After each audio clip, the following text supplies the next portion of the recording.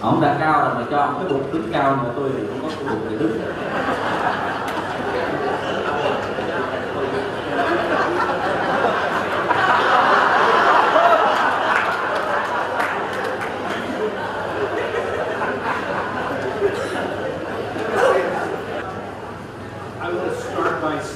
I just had a strange and wonderful experience.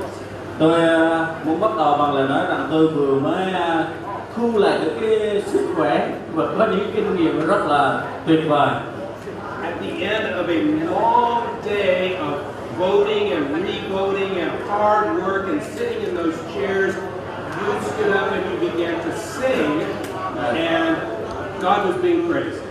Sau khi một ngày mà ngồi ở đây mà bầu cử rồi suy nghĩ rồi đắn đo chọn lựa người nào đó, rồi quý vị ngồi ở đây rồi bắt đầu bằng những cái lời ca tiếng hát.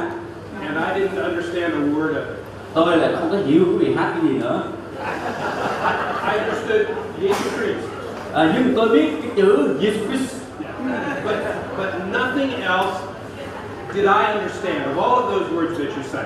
Chữ còn lại không có chữ nào tôi hiểu tiếng môn nào cả. And yet there was something in me that connected with something in you. Nhưng mà có một vài thứ gì đó mà ở trong cái nhu cầu có cái sự kết nối với quý vị. Something that I believe is the Spirit of God. Và có vài điều mà tôi tin rằng đó là Thánh Linh của Chúa.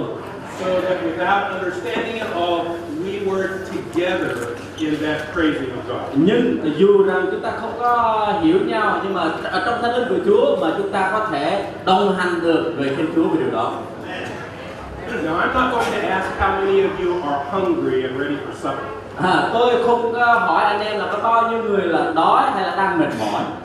Because you may start for the doors if I ask. Bởi vì nếu sau khi hỏi câu đó chắc mọi người chạy ra ngoài cửa liền. If you will trust me, I will get you out in time for supper. Nếu anh em tin tôi đó, tôi sẽ cho anh em được thoát khỏi sự đau khổ đó. But before we go to supper, I want to talk with you about some very important words in Scripture. Nhưng mà trước khi chúng ta chịu khổ, tôi muốn chia sẻ cho quý vị những điều quan trọng ở trong phong đoạn Kinh Thánh. They are words that are in Paul's letter to the church, to the Galatian church. Ở trong câu Kinh Thánh quan trọng mà Phaolô có viết cho hội thánh của ngài tại Galati. In chapter 5, verses 22 and 23. Xin lỗi các ai bên ngoài ồn quá đến độ tôi không nghe được cái ông giả mà dạ vui lòng im xin nghe. Ở trong Galati đoạn 5, Paul says there, the fruit of the Spirit looks like this. Phaolô có đề cập đến bông trái của Thánh Linh nó giống như thế này. And in case you don't have your Bibles with you, that's no problem. Nếu không có đem Kinh Thánh theo không có sao cả. Because the words are right up here on the logo. Bởi vì cái câu Kinh Thánh nó có viết ở trong logo của quý vị ở đây rồi. And if you're sitting way in the back and you can't read that logo, you still are all right.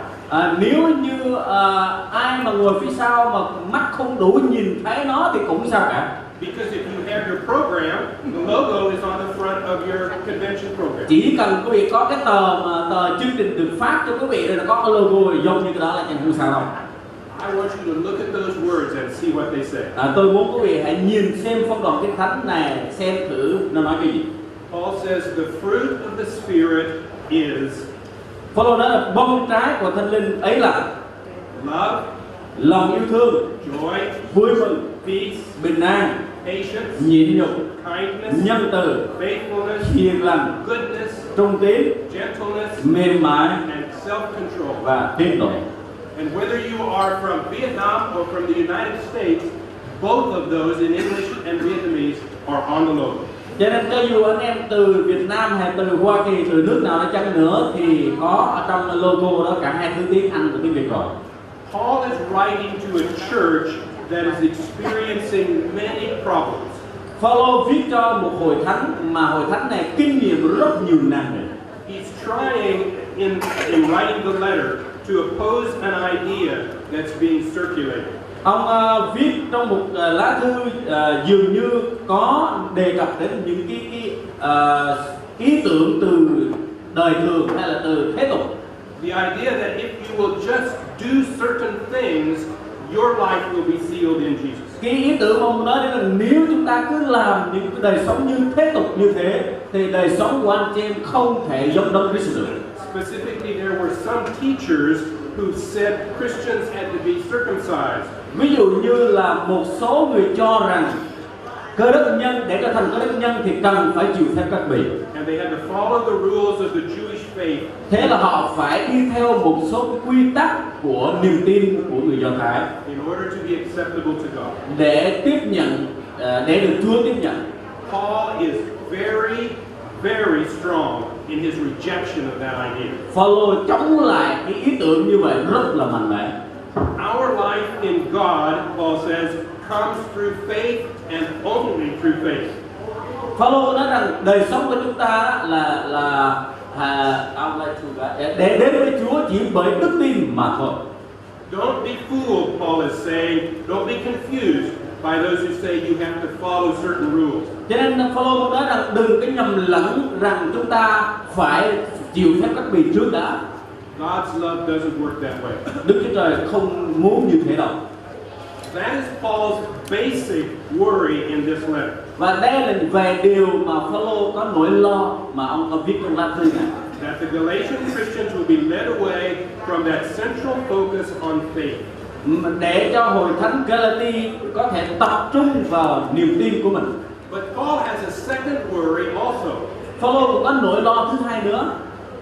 Sometimes when people hear that they don't have to do something to earn God's love, một số người nghe rằng nếu như chúng ta không làm cái gì đó để có được tình yêu của Chúa đó, they mistakenly assume that means they don't have to do anything at all. Họ hiểu sai rằng điều đó là họ không được làm gì cả. They just can sit around in the sunshine and enjoy. Và thế là họ chỉ có đến và trong một ngày nắng trời rồi họ chỉ có hưởng thụ như thế mà thôi. And Paul wants to challenge that misunderstanding also. Phaolô cũng muốn thách thức những cái sự hiểu biết dạng như vậy.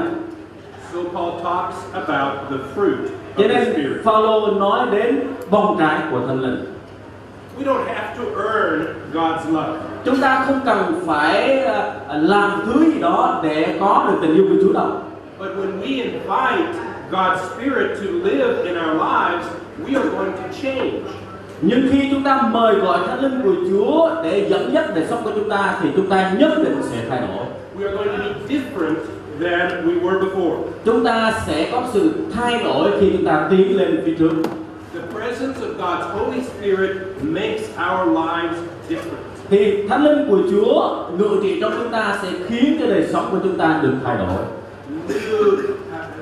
New things begin to emerge. Những sự mới sẽ xảy ra. Paul uses in the letter the metaphor of fruit. Phaolô dùng lá thư của ông giống như là một sự ẩn dụ về trái vậy. He did that because he believed the people in Galatia would understand what he was talking about. Bởi vì ông nói như vậy, ông tin rằng những người tại Galati hiểu những gì ông đang nói. And I think you will understand that metaphor also. Và tôi cũng tin rằng quý vị cũng có thể hiểu được cái cách dùng lối ẩn dụ này. In the many times that I have visited here in Vietnam, I have discovered you have lots of different kinds of fruit. Tôi đến Việt Nam nhiều lần thì tôi khám phá ra rằng ở đất nước Việt Nam của quý vị có rất nhiều loại trái cây. Still today, things are showing up on the table and I have no idea what it is. Và ngay cả ngày hôm nay cũng vậy, khi mà ngồi ăn á, thì người ta phục vụ đồ ăn trái cây đó, tôi không có biết cái tên nó là trái cây gì. And most of them are wonderful and delicious. Nhưng mà đa số những trái cây đó đều là những trái cây ngon quá chừng luôn. But you know and I know that different kinds of fruit grow on different kinds of trees. Tôi và quý vị đều biết rằng những loại trái cây khác nhau đó nó phải ra từ các loại cây khác nhau. You don't get dragon fruit from a tamarind tree. Chúng ta không thể lấy trái thanh long mà từ cái trái mít hay cái xoài cả. Mangoes and durian do not grow on the same tree. Trái sầu riêng hay là trái xoài cũng không có ra từ trái thanh long. And you have taught me that mangoes and durian are very different from each other. Quý vị cũng cho tôi biết rằng cả trái xoài với trái thanh long đó, trái sầu riêng á, thì nó hoàn toàn khác nhau. Mangoes, yes. Còn xoài đó thì nó Durian, not so much. xoài thì nó chua, còn sầu riêng thì không. What Paul is saying is that the lives of believers, they can be very different. Điều Phaolô muốn nói là đời sống của các tín nhân cũng có thể khác nhau như thế. But when you become a follower of Jesus Christ, you begin to produce fruit. Cho nên khi chúng ta đi theo Đấng Christ, chúng ta cũng có thể sản sinh ra bông trái như thế. The fruit that shows up helps you recognize what kind of life, what kind of faith. Thì cái bông trái đó nó có thể giúp chúng ta nhận ra được cái loại cây đó là cây gì. And then Paul lists these 9 fruit that are produced in the Christian life. Và sau đó Phaolô đã liệt kê ra 9 loại này nó sản sinh ra trong đời sống của các tín nhân. I'm going to say them in English now, and then you and Yvonne will say them together in Vietnamese. Tôi sẽ nói bằng tiếng Anh và quý vị sẽ lặp lại Anh qua tiếng Việt. Love, Tình yêu, joy, vui mừng, peace, bình an, patience, nhịn nhục, kindness, nhân từ, faithfulness, hiền lành, goodness, trung tín, gentleness, mềm mại, self-control. tiết độ. Paul is telling the Christians in Galatia and all the believers after them Phaolô đã nói với một các tín hữu tại Galati về tất cả điều này, that we should look for those fruit in our lives. rằng chúng ta phải tìm kiếm bông trái như thế trong đời sống của chúng ta. We are God's trees and we are expected to produce fruit. Chúng ta là cây của Chúa, chúng ta phải mong đợi có những bông trái như thế.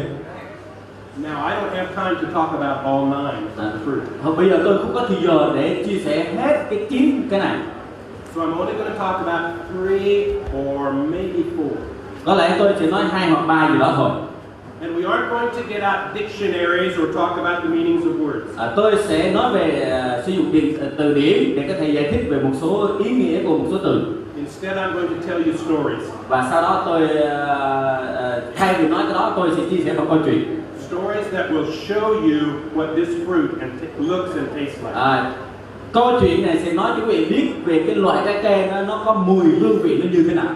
I want you to know right away that these stories are about you. Tôi muốn quý vị biết rằng câu chuyện này là về quý vị đó.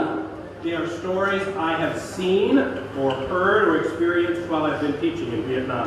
Câu chuyện mà tôi đã từng kinh nghiệm, đã từng học được khi tôi ở tại Việt Nam. It's important here today that these be your stories that I'm going to tell you. Và tôi tin rằng điều này rất là quan trọng bởi vì nó là câu chuyện của quý vị. Because this is a meeting of the Baptist Convention of Vietnam. Bởi vì cái cuộc hội nghị của chúng ta hôm nay chính là những cuộc hội đồng của Hội Thánh Báp-tít Việt Nam.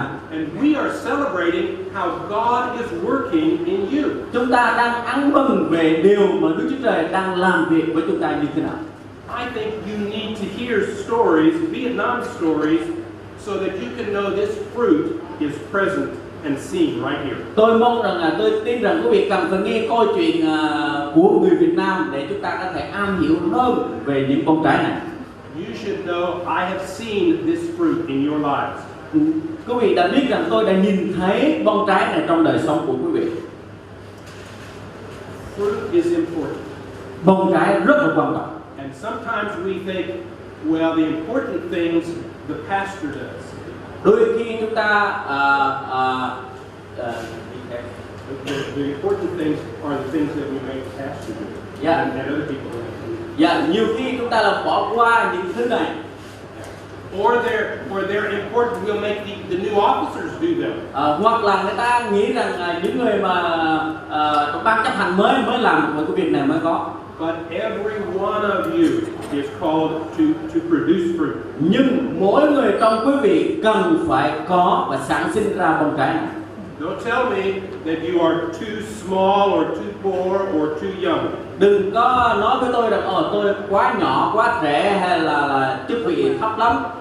Don't tell me you haven't had enough education yet to produce fruit. Cũng đừng nói rằng tôi học ít lắm cho nên tôi không sanh được bông trái.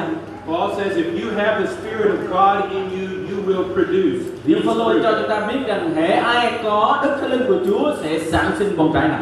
And I have been watching you and I have seen this fruit. Và tôi đã nhìn quý vị, xem quý vị thì tôi thấy những bông trái đó. Let me give you some examples. Tôi cho quý vị một minh họa thế này. The fruit of the Spirit is love. Bông trái của Thánh Linh đó là sự yêu thương. When I was worshiping in one of the churches here in Ho Chi Minh City, Khi tôi đến thờ phượng Chúa trong một hội thánh tại thành phố Hồ Chí Minh, I heard a story about a woman who had been loved into the family of God. tôi đã được nghe một câu chuyện của một người được yêu thương ở trong gia đình của Thiên Chúa. For much of her life, she had been afraid. Nhiều năm qua đó, đời sống của cô ta đã từng sợ hãi, So afraid that she would not leave her house. sợ đến mức độ là cô ta không dám sống ở trong nhà của mình. She hid behind the door and inside the walls for years. Cô ta lúc nào cũng núp ở ngoài cửa nhiều năm rồi. Her father, who lived with her, was the only one who would go outside. Và không dám ra ngoài nhé. Cha của cô ta là người mà mới dám đi ra đi vào. And one day at the market, he told two women who lived nearby about his daughter. Và một ngày kia, He, the father. người cha đã nhìn thấy có những người nữ sống gần nhà mình. The father described how afraid his daughter would and how she wouldn't come out of the house. Và người cha khám phá rằng sao hai đứa con của mình tụi nó lại nhát quá. These two women that he talked to were believers. They were Christians. Và những người nữ đó họ gặp đó thì nói về đức tin mà họ là Cơ Đốc nhân. And they knew that the love of God can overcome all of our fears. Và họ biết rằng tình yêu thương của Chúa có thể đánh bại nỗi sợ hãi của chúng ta. You believe that? Quý vị có tin điều đó không nào? Let me tell you how it worked in here. Tôi để cho quý vị nghe làm sao nó hoạt động được như thế nhá. These two women decided to love this man's daughter. Và quý vị biết hai người nữ Cơ Đốc này yêu thương hai đứa con của người cha đó Until she could know the truth about God's love. cho đến khi họ nhận biết về tình yêu thương của Chúa. So they began to visit the woman at the home where she was hiding. Và họ quyết định và thăm cái người phụ nữ ở trong nhà mà đang sống trốn để sợ hãi đó. They didn't judge her. Họ không có gọi là phán xét định tội bà ta. They didn't argue with her. Họ cũng không có tranh cãi với cô này. They didn't read with her 6 scriptures and then say you have to accept Jesus. Họ cũng không có đọc cho cô ta 10 câu cái thánh gì đó nói là tin Chúa đi rồi sẽ hết. They simply loved her. Đơn giản họ bày tỏ tình yêu thương với cô đó. And slowly and gradually that woman began to accept their love. Và từng bước một cô gái đó đã chấp nhận tình yêu thương của những Cơ Đốc nhân. She began to see that love as the fruit of God's Spirit in those women. Và cô đó đã nhìn thấy được bông trái của Thánh Linh trong những Cơ Đốc nhân này. And she began to think, to imagine she might have that kind of love. Và thế là cô này bắt đầu nghĩ rằng tôi cũng có thể có được sự yêu thương giống như họ. And so one day she asked those women, Thế là một ngày kia cô này mới hỏi những người Cơ Đốc nhân và những người nữ Cơ Đốc đó how she might receive God's love in Jesus. làm thế nào để có thể tôi tiếp nhận được tình yêu của Thiên Chúa. She came to believe that God's loving spirit would strengthen her. Và cô gái bắt đầu tiếp nhận Chúa và tình yêu thương của trong Thánh Linh của Chúa đã đem cho cô ta một sức mạnh mới. She began to believe that she might even be able to go outside because of it. Và bắt đầu từ đó cô ta tin rằng mình có thể ra ngoài được. Her two friends just continued to love her Và nhờ cái hai người bạn nữ đó yêu thương mình. until one day Cho đến một lúc nào đó, she had not only the courage to go outside, không chỉ cô ấy được khích lệ đi ra ngoài mà không sợ hãi, but even to go with them to church. và nghe cả việc đi hội thánh nữa. Because they had told her, if you come with us to church, you'll meet other people who know about God's love. Bởi vì họ đã nói với cô ấy rằng nếu mà chị đi hội thánh đó, chị sẽ gặp rất nhiều người yêu thương ở trong hội thánh đó. And so she went with them to church. Và thế là cô ấy đến hội thánh cùng với những cái đức nhân. And the congregation heard the story of her experience. Và cái hội tín hữu nghe về câu chuyện này. And the congregation praised God because a new soul had been added to God's family. Và các tín hữu họ cảm tạ Chúa vì một linh hồn được cải đạo. While she was sitting right there on one of the chairs. Và hình như cô ấy là có ngồi ở đây trong một căn phòng này, trong căn phòng này. And sitting over in the corner on another one of the chairs. Ngồi một góc ở tại cửa. Was a man from the United States. You mean it? You mean it? Here at the church service also. I was sitting. Và họ trả lời rằng chúng tôi muốn tin nhận Ngài. So we prayed with them and we prayed for them. Chúng tôi đã cầu nguyện cho họ. Love, Tình yêu thương, joy, sự vui mừng, peace, bình an, patience, kiên nhẫn, kindness, từ tốn, faithfulness, trung tín, goodness, thành tín, gentleness, mềm mại and self-control. và tiết độ. Oh, I want to see those fruits in your lives. Tôi rất mong muốn nhìn thấy bông trái này trong đời sống của ông bà anh chị em. And not only me, I want the people in Vietnam to see. Và không chỉ tôi đâu mà tôi muốn những người tại Việt Nam này sẽ thấy cái điều đó nữa. May the people in Vietnam who don't know about the love and the joy and the peace and all of the others, may they see those in you. Có thể rất nhiều người tại Việt Nam không nhìn thấy được sự yêu thương vui mừng trong anh chị em. To the glory of God. Hãy sống như thế để vì vinh quang của Đức Chúa Trời. And to the increase of God's kingdom. Vì cớ sự để truyền tải phúc âm của Chúa cho những người khác. Amen. Amen.